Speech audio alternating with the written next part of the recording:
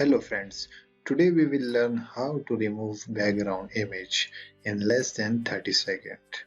So let's start it. Go to Google Chrome and type remove.bg and this software will open. And this software is based on artificial intelligence which detects the face and remove the background in less than 10 seconds. Upload an image and here is, let's suppose I have this image and it will detect the face and remove the background in less than 10 seconds. And here is I have the result.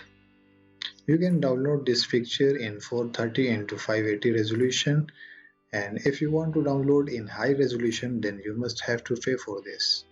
Download it, and this result is also a good quality result.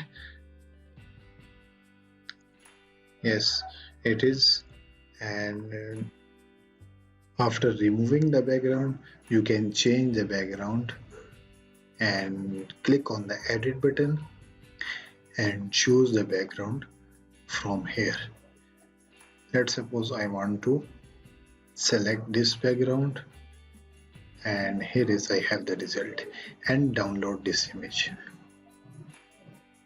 You can download and you can upload as many pictures as you want, and here is I have another image, and here is I have the result.